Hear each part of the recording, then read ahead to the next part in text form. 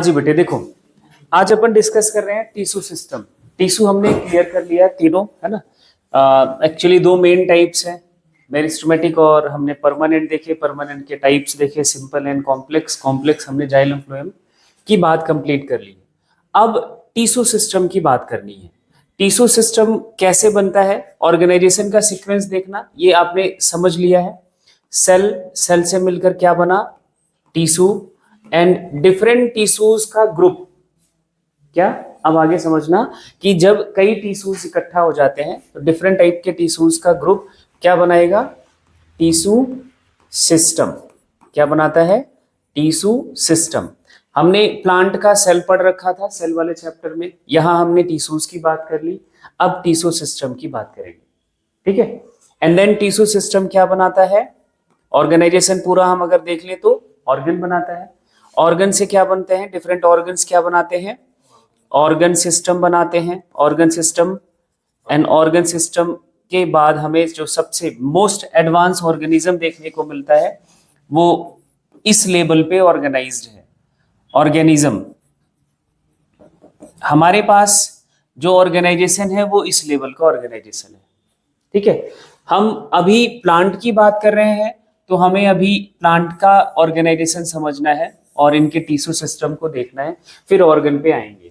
पहला स्टेटमेंट देखना, higher plants में है ये, लोअर प्लांट्स में नहीं है। हायर प्लांट्स में डिफरेंट टिश्यूज एक साथ काम करते हैं और वो एक यूनिट की तरह काम करते हैं, एक यूनिट की तरह वर्क अपना एक पर्टिकुलर फंक्शन को परफॉर्म करते हैं।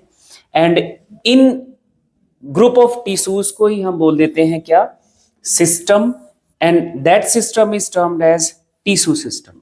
Group of tissues that is the एक सिस्टम की तरह काम कर रहा है। इनकी ओरिजिन एक सेम होती है, ये ध्यान रखना, ओरिजिन कॉमन होती है, ओरिजिन सेम रहेगी। And that system called is termed as या टिश्यू सिस्टम। एक साइंटिस्ट का नाम याद रखना, वॉन सैक्स। इन्होंने प्लांट बॉडी में टिश्यू सिस्टम का क्लासिफिकेशन दिया और इन्होंने बताया कि प्लांट बॉडी में तीन तरह के टिश्यू सिस्टम होते हैं। पहला एपिडर्मल टिश्यू सिस्टम, दूसरा ग्राउंड टिश्यू सिस्टम और vascular tissue system. Epidermal tissue system short form में ईटीएस लिखेंगे, ground tissue system short form में GTS, and vascular tissue system VTS लिखा जाएगा। ठीक है। तो ये तीन तरह का टिश्यू सिस्टम प्लांट बॉडी में होता है। अब इन टिश्यू सिस्टम्स में कौन कौन से टिश्यूज आते हैं। जैसे मैं एपिडर्मल टिश्यू सिस्टम की पहले बात करूं तो टिश्यू सिस्टम है, पहले इनमें कौन कौन से टिश्यूज आते हैं प्लांट बॉडी के, वो हमें देखने होंगे, समझने होंगे, फिर हम इंटरनल स्ट्रक्चर पे जाएंगे। एपिडर्मल टिश्यू सिस्टम, सबसे बाहर जो आउटर मोस्ट प्लांट बॉडी की कवरिंग है, हर प्लांट बॉडी है तो ऑब्वियसली कि उसकी एक आउटर मोस्ट कवरिंग होगी, and that covering is made up of या that is called epidermal tissue system.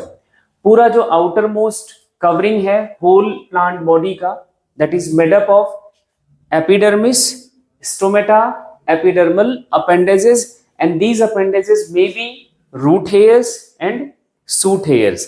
Suit hairs के लिए एक और टर्म लिखा जाता है ट्राइकोम्स।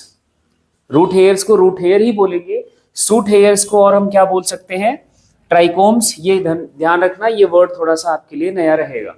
ठीक है। तो एपिडर्मल टिश्यू सिस्टम में क्या क्या स्ट्रक्चर्स हो सकते हैं, एपिडर्मिस हो सकता है, एपिडर्मल टिश्यू का ही मॉडिफिकेशन होता है स्टोमेटा। यही टिश्यूज के जो सेल्स हैं थोड़े मॉडिफाई हो जाए तो स्टोमेटा के तौर पे हमें देखने को मिलेगा। And epidermal appendages, epidermal appendages का मतलब हुआ कि जो एपिडर्मल टिश्यूज के सेल्स हैं इनसे आउटग्रोथ के तौर पर जब ऐसा स्ट्रक्चर हमें देखने को मिल जाए तब हम इसको बोलते हैं एपिडर्मल अपेंडेजेस। ये अगर रूट के एपिडर्मिस से अपेंडेजेस है तो ये कहा जाएगा रूट हेयर, इसको हम क्या बोलेंगे, रूट हेयर। और यही अगर ये एपिडर्मिस सूट का है, स्टेम का है, तब इसको हम बोलेंगे सूट हेयर या ट्राइकोम, या इसको हम क्या बोलेंगे, ट्राइकोम। ठीक है। तो एपिडर्मल टिश्यू का आउटग्रोथ होता है ये ध्यान रखना है। अपेंडेजेस, जो एपिडर्मल अपेंडेजेस की बात करें, स्टोमेटा की बात करें तो स्टोमेटा हमने पढ़ रखा है कहाँ पे, जब हमने चैप्टर करा था फोटोसिंथेसिस। आपने ये कई बार ये डायग्राम बनाया होगा। एपिडर्मिस की जो सेल्स होती हैं यही मॉडिफाई हो जाती हैं, इनका शेप थोड़ा सा अलग हो जाता है, तो ये बना देती हैं एक ओपनिंग इस तरह से। अब इस ओपनिंग को आपने क्या नाम दिया था? स्टोमेटा। इस ओपनिंग को क्या नाम दिया था? स्टोमेटा। ये भी एपिडर्मिस की सेल है, ये भी एपिडर्मिस की सेल है, ये दोनों भी एपिडर्मिस की सेल है, बट ये थोड़े मॉडिफाइड होते हैं और इन सेल्स का नाम क्या रखा जाता है? Guard cells. इनको हम क्या बोलते हैं? Guard cell. ठीक है, तो हम इनके बारे में भी बात करेंगे। उसमें फोटोसिंथेसिस में देखा भी था। अब एपिडर्मिस क्या है वो देखो। It is the outer most layer of primary plant body. जो प्राइमरी प्लांट बॉडी है उसके चारों तरफ जो बाहर की एक सेल की एक कवरिंग है, दैट इज द एपिडर्मिस। ठीक, ये ध्यान रखना है किससे बना होता है, किस टाइप के टिश्यूज होते हैं इस कवरिंग के, तो आपको ये याद रखना है। इलोंगेटेड है, कॉम्पैक्टली अरेंज सेल्स होती हैं और ये पैरेनकाइमेटस टिश्यू या पैरेनकाइमेटस सेल्स हैं। अब पैरेनकाइमेटस है तो आपको बहुत सारी बातें क्लियर हैं कि लिविंग है ना, ये सारा मींस मेटाबॉलिक एक्टिविटीज इसमें चलेगी। सिंगल लेयर्ड होते हैं यूजुअली। जो एपिडर्मिस, मैंने यहाँ दो डायग्राम बनाए। कोई प्लांट बॉडी है, जैसे ये आपका, इसका मान लिया कि ये आउटलाइन है, सर्कुलर आउटलाइन है। एपिडर्मिस जो होएगा ऐसे सिंगल लेयर की होती है, एक सेल की थिकनेस होती है। मल्टी लेयर्ड ये लेयर्स सेल्ड लेयर नहीं होती हैं, एक सिंगल सेल की लेयर इनके प्लांट के चारों तरफ ऐसा एपिडर्मिस के तौर पर प्रेजेंट होता है। तो ये सिंगल लेयर्ड होते हैं यूजुअली, बट कभी कभी आपको ये मल्टी लेयर भी देखने को मिलेगा। जहां पे भी होगा हम वो डिस्कस करेंगे। एंड मोस्ट इंपॉर्टेंट वर्ड ये ध्यान रखना है, and made up of parenchymatous, ये बताने की जरूरत नहीं है। इस एपिडर्मिस के बाहर या एपिडर्मिस के ऊपर हम बोले तो एपिडर्मिस के ऊपर एक वैक्सी मटेरियल का कवरिंग होता है। लीफ के ऊपर आप टच करोगे तो एक स्मूथनेस जो फील होती है, स्लीपरीनेस फील होता है, that is due to this presence of cuticle. इस एपिडर्मिस के ऊपर, प्लांट बॉडी के एपिडर्मिस के ऊपर एक वैक्सी मटेरियल का लेयर प्रेजेंट होता है। ये मटेरियल है, ये कोई सेल नहीं है, ये क्या है? मटेरियल का एक लेयर प्रेजेंट होगा जिसे हम बोलते हैं cuticle. That is a vaccine thick layer. Leaf में बहुत अच्छे से क्लियरली आपको दिख भी जाता है, मैं अभी आपको दिखाऊंगा भी। Is present on the epidermis which prevent, इस वैक्सी मटेरियल या इस क्यूटिकल का काम क्या होता है? It prevent loss of water. जो प्लांट बॉडी है उससे वाटर का ट्रांसपिरेशन को रिड्यूस करता है क्यूटिकल का काम। क्यूटिकल रूट्स में नहीं होता है क्योंकि रूट्स अंडरग्राउंड होते हैं, तो वहां वाटर लॉस होने का कोई प्रोबेबिलिटी नहीं है, इसलिए वहां क्यूटिकल नहीं होता है। तो ये पॉइंट आप थोड़ा सा ध्यान रखना। Epidermal cells are with a small amount of cytoplasm and lining the cell wall and large vacuole। अब यहाँ पे स्टोमेटा का पिक्चर है। इन दोनों पिक्चर्स को ध्यान से देख लेना और बहुत इंपॉर्टेंट है। ये एपिडर्मल सेल्स हैं, ये सारे, ये एलएस है, लॉन्गिट्यूडनल सेक्शन है, ट्रांसफर सेक्शन है, सॉरी एलएस नहीं बोलेंगे, ट्रांसफर सेक्शन है। और ये हमने जो बनाया ये दो सेल, ये दोनों सेल गार्ड सेल्स हैं। ठीक है, बीच में जो ओपनिंग है that is a stomatal aperture. Guard cell का जो शेप है वो ध्यान से देखना। अब गार्ड सेल में डिफरेंस क्या होता है वो भी ध्यान से सुनना। एपिडर्मिस की सेल्स जो होती हैं पैरेनकाइमेटस है, पैरेनकाइमेटस है, लेकिन जो गार्ड सेल है that is the modified parenchyma. ये मॉडिफाइड पैरेनकाइमा होता है, दैट इज द क्लोरेनकाइमा। इसको हम क्या बोलेंगे? क्लोरेनकाइमा। गार्ड सेल्स के पास क्लोरोप्लास्ट प्रेजेंट होता है और एपिडर्मिस के किसी भी सेल में क्लोरोप्लास्ट नहीं होगा। ये दोनों में डिफरेंस है। Guard cell that is a epidermal cell which has chloroplast, इसके पास क्या होता है? क्लोरोप्लास्ट होता है, और किसी भी एपिडर्मल सेल में क्लोरोप्लास्ट नहीं होता है। ये ध्यान रखना। ये नॉर्मल एपिडर्मल सेल और एक स्पेशलाइज्ड एपिडर्मल सेल में डिफरेंस है। ठीक है, तो गार्ड सेल की बात हो गई क्लियर। गार्ड सेल के शेप पे क्वेश्चन बहुत बनता है। ये डाइकॉट लीफ का स्टोमेटा है और उनके गार्ड सेल का शेप जो होता है that is the bean shaped. Word याद रखना, बीन शेप्ड। कैसा होता है? बीन, जो आपकी जैसे सोयाबीन का सीड देखा होगा तो वैसा ही शेप है, बीन शेप्ड होता है। लेकिन जब हम मोनोकॉट स्टेम, मोनोकॉट लीफ की बात करेंगे, मोनोकॉट लीफ में जो हमारी ग्रासेस जिसमें आती हैं, इनके गार्ड सेल को देखोगे तो वो डंबल शेप होते हैं, भगवान शंकर के डमरू की तरह। ठीक है, तो इनका शेप बहुत बार पूछा गया है, that is the dumbbell shape. कैसा शेप होता है?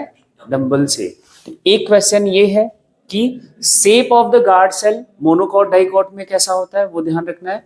दूसरा, ये गार्ड सेल एपिडर्मल सेल है नो डाउट, बट ये किस तरह से चेंज है, क्या इसमें अलग है? दैट वो अलग क्या है कि guard cells have chloroplast, it can perform the process of photosynthesis, और एपिडर्मिस की सेल्स फोटोसिंथेसिस नहीं कर सकती क्योंकि उनके पास स्टोमेटा क्लोरोप्लास्ट नहीं होता। ठीक है, ये आपको ध्यान रखना होगा, ये एपिडर्मिस का ही मॉडिफिकेशन है। एपिडर्मिस के जो बाद बगल वाली सेल होती है, मतलब गार्ड सेल के बगल वाली सेल का नाम होता है सब्सिडियरी सेल। क्या उसका नाम बोलते हैं? जैसे ये गार्ड सेल, उसके बगल वाली सब्सिडियरी सेल, वही एपिडर्मल सेल्स है, उनके नाम को हम सब्सिडियरी सेल्स रख दिया है। अब ट्राइकोम की बात करें, ट्राइकोम वर्ड लिखा है तो मतलब ये क्या है? ये क्या है? हाँ जी, सूट हेयर है। ये क्या है? सूट हेयर है। रूट हेयर को सिर्फ हम नाम देते हैं रूट हेयर, सूट हेयर को हम क्या बोलते सकते हैं? Trichomes. Epidermal cell dicot stem की, मोनोकॉट स्टेम में ट्राइकोम्स नहीं मिलेंगे। डाइकॉट स्टेम में जो एपिडर्मल सेल्स हैं वो हेयर लाइक स्ट्रक्चर्स प्रोड्यूस करते हैं, दैट इज द ट्राइकोम्स, उनको हम ट्राइकोम्स बोलते हैं। एंड मोस्ट इंपॉर्टेंट वर्ड, अब ध्यान से सुनना, trichomes in shoot system are usually multicellular, that is made up of more than one cells. मतलब ये जो ट्राइकोम हम बनाएंगे, यहाँ पे ही हम पिक्चर देख लें तो जो हम इनका, अगर ये इस तरह से स्ट्रक्चर आपको दिखता है, ये एपिडर्मल सेल का आउटग्रोथ हो गया। अगर यहाँ पे ऐसे आपको स्ट्रक्चर्स दिखते हैं इस तरह से, तो ये मल्टी सेल्ड हो गया, ये ट्राइकोम कहा जाएगा। लेकिन अगर ये रूट हेयर की बात करी जाए तो एपिडर्मल सेल का ही आउटग्रोथ होता है रूट के सरफेस पर, but this outgrowth of epidermis is unicellular. Root hair में कभी भी ये अपेंडेजेस जो हैं एपिडर्मल सेल्स के, वो मल्टी सेलुलर नहीं होते, वो कैसे होते हैं? यूनिसेलुलर। मतलब सूट हेयर और रूट हेयर में डिफरेंस क्या है? Shoot hair is multicellular and root hair is unicellular. तो एक पॉइंट आपको ये ध्यान रखना है, trichome in shoot system usually multicellular, may be branched, इनकी ब्रांचेस भी हो सकती है, अनब्रांच्ड आपके सामने बना रखा है, एंड सॉफ्ट होते हैं, स्टिफ भी हो सकते हैं, मतलब हार्ड भी हो सकते हैं, अगर आप पकड़ोगे तो आपको चुभेगा भी, है ना। And may be even secretory भी हो सकते हैं, तब इनका नाम रख दिया जाता है ग्लैंडुलर हेयर्स। आप याद करो ग्लैंडुलर हेयर्स याद करोगे तो आपको मिल जाएगा किसमें? ऑरेंज में, है ना। एंड ये वहां पे ग्लैंडुलर हेयर्स की तरह काम करते हैं। ट्राइकोम्स हेल्प करता है किसमें? वाटर लॉस में। जिस सरफेस के ऊपर ऐसे आउटग्रोथ्स मिलेगा तो जो इंसिडेंट लाइट है वो सरफेस तक नहीं आ पाएगी, इसी से टकरा जाएगी, और लाइट जितनी ज्यादा इंसिडेंट करेंगी सरफेस पे, उतना ही वो, जितना उस रेज के पास एनर्जी है वो उतना ही हीट जनरेट करेगा, वाटर लॉस होगा। जब ये ट्राइकोम्स आ जाते हैं तो रेज कम स्ट्रक कर पाती हैं, तो वाटर लॉस भी कम होता है। मतलब एक ट्रांसपिरेशन को रिड्यूस करने का ये एडेप्टेशन है, ठीक है। और यही जब हम रूट हेयर्स की बात करेंगे, ये भी इलोंगेशन है एपिडर्मल सेल का, दीज आर वैक्यूलेटेड, इसमें प्रोटोप्लाज्म मिलेगा, थिन सेल वॉल होता है, सेलुलोज का बना हुआ होता है, पेक्टिक मटेरियल होते हैं, and root hairs are always unicellular. Main difference ये है। इनका काम क्या है? दे हेल्प या they absorb water from the soil and also absorb the minerals water and mineral का एब्जॉर्प्शन यही मिट्टी से, सॉइल से एब्जॉर्ब करता है और रूट्स तक आता है, और रूट फिर ट्रांसलोकेट या ट्रांसफर उसको डिफरेंट पार्ट तक पहुंचाता है। तो ये कहानी हो गई आपके किसके, एपिडर्मल टिश्यू सिस्टम की। एपिडर्मिस में आपको स्टोमेटा भी देखने को मिलेगा, रूट हेयर भी देखने को मिलेगा और सूट हेयर भी देखने को मिलेगा। सूट हेयर सिर्फ डाइकॉट स्टेम पे, मोनोकॉट स्टेम पे नहीं। कहां पे, डाइकॉट स्टेम पे। नेक्स्ट टिश्यू सिस्टम है ग्राउंड टिश्यू सिस्टम। अब एपिडर्मिस के बाद जो कुछ अंदर है उसमें से क्या करना है, क्या माइनस करना है, माइनस करना है आपका ये वीटीएस, वेस्कुलर टिश्यू सिस्टम। अभी हमें नहीं पता वीटीएस क्या है, मैं बस एक वर्ड याद रखना है, जाइलम एंड फ्लोएम। क्या, जाइलम एंड फ्लोएम को डिलीट कर दो, एपिडर्मिस को डिलीट कर दी, एपिडर्मल टिश्यू सिस्टम हमें अलग ही रखना है, एपिडर्मल टिश्यू सिस्टम हमने अलग कर दिया और जाइलम फ्लोएम अलग कर दिया। जो कुछ भी प्लांट का और स्ट्रक्चर है that is a part of GTS, वो किसका हिस्सा, जो किस टिश्यू सिस्टम क्या बनाता है, तो ग्राउंड टिश्यू सिस्टम बनाता है। लार्जेस्ट टिश्यू सिस्टम है, मतलब मोस्टली जो प्लांट बॉडी बना है वो ग्राउंड टिश्यू सिस्टम से बना हुआ होता है। क्या क्या आता है, ये फॉर्मूला याद रखना, इस पे बहुत सवाल मिलेगा, कंफ्यूजन नहीं आएगा। GTS is equal to all tissues, सारे टिश्यूज आते हैं, माइनस करना है ETS, epidermal tissue system and vascular tissue system. Vascular tissue system, ETS आपका हो गया कंप्लीट। वेस्कुलर टिश्यू सिस्टम में एक जाइलम का नाम याद रखना है, एक फ्लोएम का नाम याद रखना। उसके बाद जो कुछ भी बचा वो क्या, किसका पार्ट हुआ, जीटीएस का। अब जीटीएस में क्या क्या आता है, इट इंक्लूड्स, पहला हाइपोडर्मिस, हाइपोडर्मिस याद आ रहा है, general cortex, endodermis, pericycle, medullary rays and medulla या फिर पिथ, ये सारा पार्ट आपका किसका है, जीटीएस का है। जब हम इंटरनल स्ट्रक्चर स्टेम का, रूट का डिस्कस करना शुरू करेंगे तो ये सारे स्ट्रक्चर्स को हमें पढ़ना है, ये सारे स्ट्रक्चर्स को पढ़ना है। अभी क्या करना है, नाम याद रखना है। जीटीएस में क्या क्या आएगा, hypodermis, general cortex, endodermis, pericycle, medullary rays and pith, ये जीटीएस के पार्ट हैं। इन लीफ, अब लीफ का जो स्ट्रक्चर है वो स्टेम की तरह डायमीटर में नहीं होता, मींस आउटलाइन उसकी सर्कुलर नहीं होती है, वो डॉर्सोवेंट्रली फ्लैटेंड है, चपटा स्ट्रक्चर है। तो वहां पे क्या देखने को मिलेगा, जीटीएस वहां पे सिर्फ मेसोफिल सेल्स होती है। मेसोफिल सेल्स पढ़ा है फोटोसिंथेसिस में, epidermis, upper epidermis, lower epidermis, बीच में हमने मेसोफिल सेल्स बनाए थे और बीच में उसके एक सर्कल सा बनाया था, xylem and phloem, vascular tissue.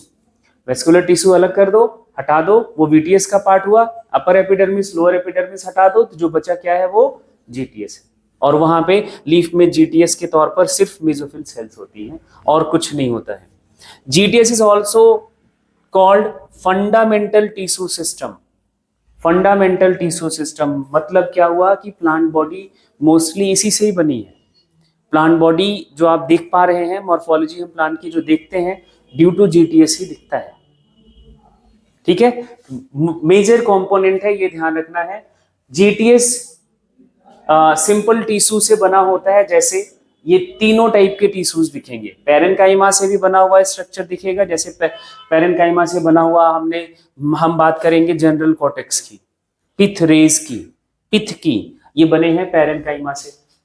Collenchyma से हमने पढ़ा हुआ था, कोलेनकाइमा से क्या पढ़ा था, हाइपोडर्मिस ऑफ डाइकॉट स्टेम, किसका, hypodermis of dicot stem. Sclerenchyma से भी बना हुआ हम देखेंगे, हाँ कोलेनकाइमा से ये तो हो गया। स्क्लेरेनकाइमा से हम बना हुआ देखेंगे क्या, hypodermis of monocot stem. Endodermis भी स्क्लेरेनकाइमेटस होता है। तो ये आपको तीनों तरह के टिश्यूज दिखेंगे जब हम इस टिश्यू सिस्टम की डिस्कशन करेंगे। मतलब जीटीएस सिंपल परमानेंट टिश्यू से बना हुआ है। ठीक है, GTS form main bulk of plant, major portion बनाता है। वीटीएस जाइलम एंड फ्लोएम होता है, बस ये हमने जस्ट पहले यही पढ़ा है। VTS consist of complex tissues, किससे बना हुआ है, कॉम्प्लेक्स परमानेंट टिश्यू से, जाइलम से और फ्लोएम से। हमने जाइलम भी पढ़ा हुआ है, फ्लोएम भी पढ़ा हुआ है। जाइलम का काम क्या होता है? Transportation of water and mineral, और फ्लोएम का ट्रांसलोकेशन ऑफ या कंडक्शन ऑफ या transfer of food material. And इसको हम एक और नाम देते हैं, स्पेसिफिक टिश्यू सिस्टम भी देते हैं। स्पेसिफिक क्यों बोल दिया? क्योंकि परमानेंट जो कॉम्प्लेक्स परमानेंट टिश्यू है वो यही है और कहीं नहीं है। जबकि अगर हम बात करें सिंपल परमानेंट टिश्यू की, वो जीटीएस में भी है, ईटीएस में भी है, तो स्पेसिफिक तो हुआ नहीं ना, दो टिश्यू सिस्टम का पार्ट हो गया। ठीक है, तो इसलिए इसको हम स्पेसिफिक देते हैं नाम। The primary plant body is mainly composed of parenchyma. ये हमें पता है, ये हमें कोई बहुत ज्यादा डिस्कस करने की जरूरत नहीं है। अब हमें पढ़ना होता है जाइलम के टाइप्स, किसके बेसिस पर। ये बहुत ही इंपॉर्टेंट टॉपिक है, इसको हम अभी देखेंगे और फिर आगे चलेंगे। क्या है देखना, टाइप्स ऑफ डेवलपमेंट। जाइलम का डेवलपमेंट हमें पढ़ना है of the primary xylem. Primary xylem का डेवलपमेंट कैसा होगा, इसके बेसिस पर हम देखेंगे। तो तीन टाइप्स की कंडीशंस देखने को मिलती है। प्राइमरी जाइलम किससे डेवलप होता है? पहला बात याद होना चाहिए, तो आप बोलोगे प्रोकैम्बियम से। किससे होता है? प्रोकैम्बियम से। प्रोकैम्बियम से जो प्राइमरी जाइलम बनता है, उसका डेवलपमेंट जो चल रहा होता है, इसके बेसिस पर देखोगे तो ये तीन तरह का डेवलपमेंटल पैटर्न देखने को मिलता है। एक सेंट्रीफ्यूगल, दूसरा सेंट्रीपिटल एंड तीसरा सेंट्रीफ्यूगल एंड सेंट्रीपिटल। क्या मतलब है इनका देखना। सेंट्रीफ्यूगल समझ गए तो ये समझ जाओगे, इसमें कोई मुश्किल वाली बात नहीं है। जैसे हम वेस्कुलर बंडल पढ़ेंगे, इसके बाद नेक्स्ट टॉपिक है हमारा वेस्कुलर बंडल। तो वेस्कुलर बंडल में ना ये अप्लाई होता है डेवलपमेंट के टाइप्स के बेसिस पर, प्राइमरी जाइलम का टाइप्स। सेंट्रीफ्यूगल में क्या वर्ड है? जब प्रोटोजाइलम कहां पे हो? टुवर्ड सेंटर की तरफ। मतलब कोई स्टेम है, जाइलम बन रहा है, तो यहां एक सर्कल हम बनाया इस वेस्कुलर टिश्यू के लिए, तो प्रोटोजाइलम सेंटर की तरफ हो, मेटाजाइलम पेरीफेरी की तरफ हो। कहां पे हो? पेरीफेरी की तरफ हो। सेंट्रीफ्यूगल की कंडीशन ध्यान से सुनो। प्रोटोजाइलम टुवर्ड सेंटर, पिथ की तरफ हो या सेंटर की तरफ हम बोल लें, या मेटाजाइलम कहां पे हो? हमेशा सेंटर से दूर हो, या फिर हम उसी को क्या बोलेंगे? पेरीफेरी की तरफ। ये प्लांट बॉडी का पेरीफेरी तो होगा, है ना। तो पेरीफेरल पोजीशन पे हो, and this condition is known as endarch. इस कंडीशन को जब, अब इसको और थोड़ा हम बड़ा सर्कल लें वेस्कुलर टिश्यू के लिए, प्रोटोजाइलम यहां है, मेटाजाइलम पेरीफेरी की तरफ है, तो प्रोटोजाइलम अंदर की तरफ है, इनसाइड है। कहां पे है? अंदर की तरफ है, पिथ की तरफ है। तब इस कंडीशन को बोला जाता है एंडार्क कंडीशन ऑफ जाइलम। क्या बोलते हैं? एंडार्क कंडीशन ऑफ जाइलम।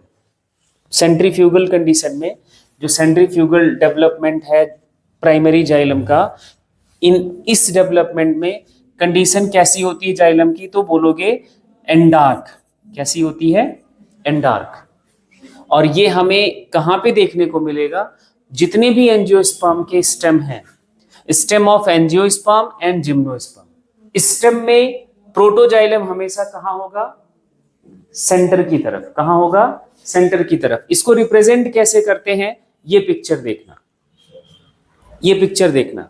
अब देखो, ये आपका जाइलम का स्ट्रक्चर बनाया गया है डेवलपमेंट के बेसिस पर। जिधर हम नैरो पोर्शन बनाते हैं, है ना, इधर प्रोटोजाइलम को रिप्रेजेंट करा जाता है। इधर जिस तरफ हम ऐसा स्ट्रक्चर थोड़ा वाइड सा होता है, इधर हम रिप्रेजेंट करते हैं मेटाजाइलम। ये जो मैंने अभी बोला है जस्ट उसका उल्टा है। अगर यही डायग्राम में ऐसा बना दूं तो प्रोटोजाइलम यहां हो गया, मेटाजाइलम यहां हो गया। तो ये कैसा कंडीशन हुआ? एंडार्क कंडीशन।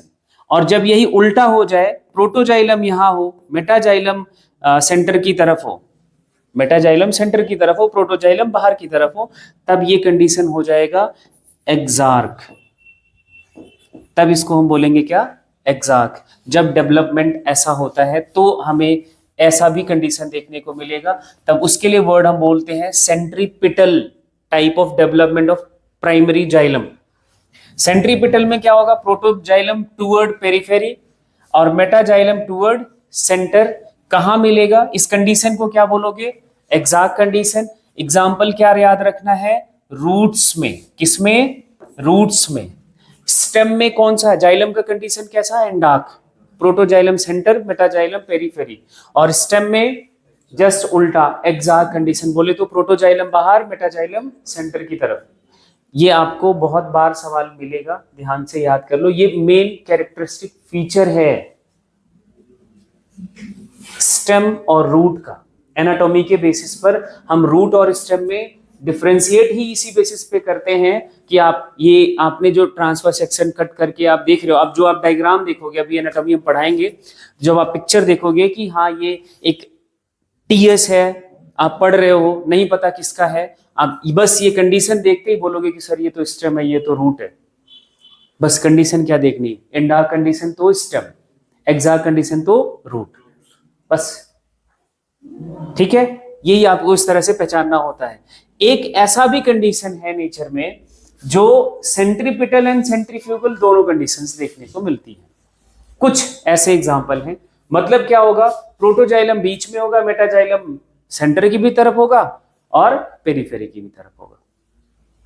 ये इस तरह से पैटर्न, मतलब कि हम प्रोटोजाइलम यहां प्रेजेंट है, मतलब बीच में, मेटाजाइलम सेंटर की भी तरफ होगा और पेरीफेरी की तरफ है, तब हम इसको बोलते हैं क्या? Centrifugal and centripetal type of development of primary xylem, and it is found in rhizome of fern या टेरिडोफाइट्स। टेरिडोफाइट्स का जो राइजोम होता है, राइजोम क्या होता है? जो सब एरियल स्टेम होते हैं। सब एरियल स्टेम बोले तो ना तो वो अबव द ग्राउंड होंगे ना बिलो द ग्राउंड होंगे, वो ग्राउंड के ऊपर ऐसे रनर की तरह वो ग्रो करते हैं टेरिडोफाइट्स प्लांट में। इनके में जो जाइलम का डेवलपमेंट होता है वो मेजार्क कंडीशन होता है। इस कंडीशन को बोला जाता है मेजार्क, ये वर्ड ऐड कर लेना, मेजार्क कंडीशन। एंडार्क, एक्सार्क, मेजार्क, तीन वर्ड हमें बहुत ध्यान से समझ के रखने होते हैं और बहुत क्वेश्चन बनता है। अब एक पिक्चर यहाँ पे है, अब अगर आपसे पूछा जाए जाइलम किस कंडीशन में है, तो आप क्या बोलोगे? एक्सार्क कंडीशन में है। किस कंडीशन में है? एक्सार्क कंडीशन में है। मतलब ये जो जाइलम एंड फ्लोएम दिखाया गया है, ये वेस्कुलर बंडल है। ये क्या है? वेस्कुलर बंडल का मतलब होता है जाइलम एंड फ्लोएम को एक साथ हम जब बोलते हैं, that is a vascular bundle. तो यहाँ पे जाइलम की कंडीशन कैसी है? एक्सार्क है। मतलब ये किसका वेस्कुलर बंडल है? रूट का। किसका? रूट का। बस कंडीशन ऑफ जाइलम देखना है, आपको आराम से बोल सकते हो कि हाँ ये इसका इंटरनल स्ट्रक्चर है। ये आपको डेवलपमेंट के टाइप्स हो गए इनके। और नेक्स्ट हम बात करेंगे वेस्कुलर बंडल।